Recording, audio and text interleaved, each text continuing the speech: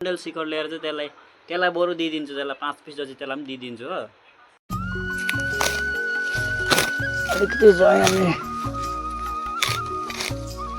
गाई गोरु अलिकति घाँस निकालिदिउँ भनेको त यहाँनिर सानो गरम आएन त। आम्मामा किसानको छोरा हुनु पनि साह्रै रहेछ हौ गाइस, साह्रै रहेछ।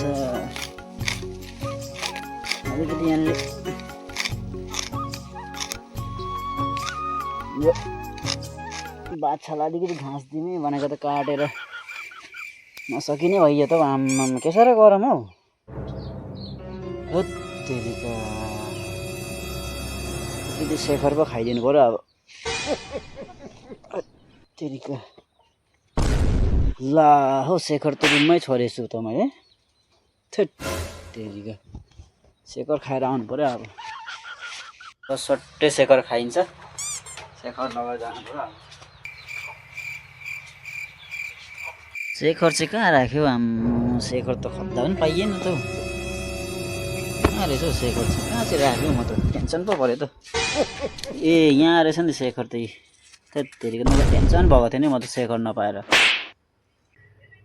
अब शेखर पनि पाइयो अब। ए गाइस, शेखर चाहिँ मैले अघि आधा खाएर अहिले आधा चाहिँ राखिदिएको थिएँ होइन, हाफ बाइट राखिदिएको थिएँ किनकि म शेखर लभर। शेखर बिना त हुँदै हुँदैन गाइस अब होइन। छोड्छु भनेको भोलि गएर छोडिदिनु पर्ला।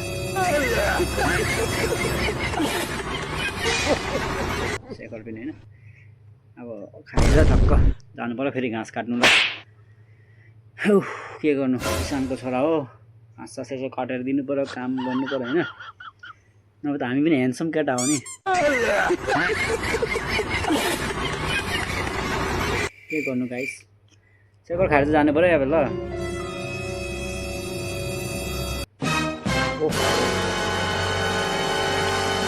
हिजो मैले पाङ्ग्रेलाई भरा नराम्रो कराइदिएको थिएँ शेखरको बारेमा यार।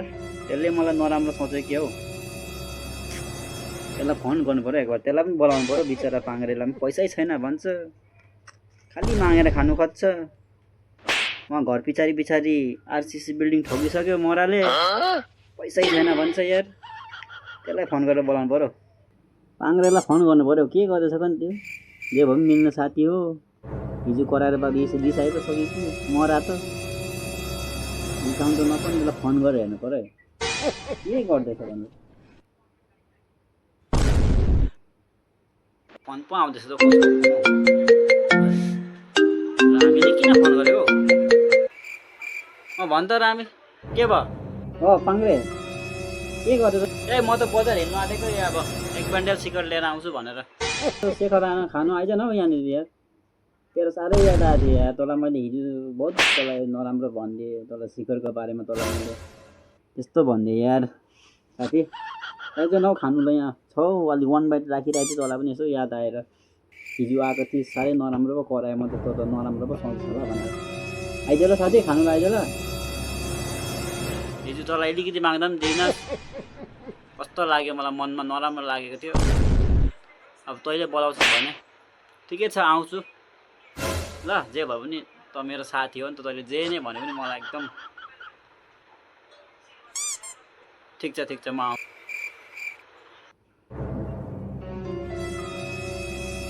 आउँछ अरे मरा, शिखर भनेपछि त आइहाल्छ मरा।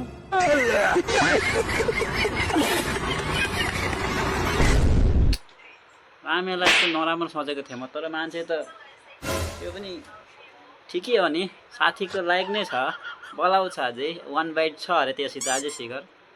ठिक छ, गएर त्यसलाई चुना लगाइदिन्छु अलिकति, जान्छु त्यहाँबाट मात्रै बजार निक्लिन्छु म अनि।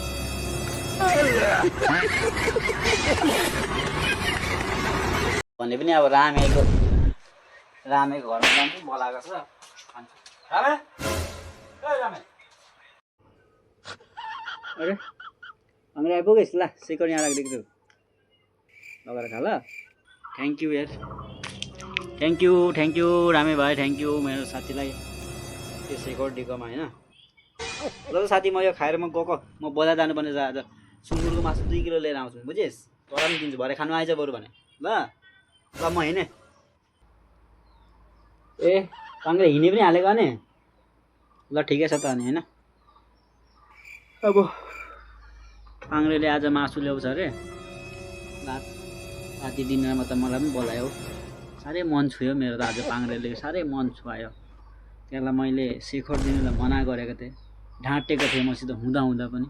त्यसले आज मलाई 400 रुपियाँको सुँगुर मासु खानु बोलायो। अन्त रातमा डिनर गर्नु आइज है भनेर राखेर गयो। साथी भनेको चाहिँ यस्तो हुनुपर्छ है गाइस ल। त्यही भएर त्यसलाई पनि मैले बोलाएर खिलाएँ पनि होइन, शिखर पनि। अझै बात बाँकी जेसुकै होस्, साथी फ्रेन्डसिप भनेको हमेसा एक दुसरालाई सम्झिएर बुझेर चल्नुपर्छ होइन। त्यति भन्दै गाइस म पनि अब जान्छु लाग्दिको अब, किनकि बाछा होला मैले घाँस काटेकै छुइनँ। गरम बेसी भएर शेखर खाने बानी भएर छोड्छु भनेको भोलिबाट छोडिदिन्छु शेखर। थाहै हुँदैन गएको म।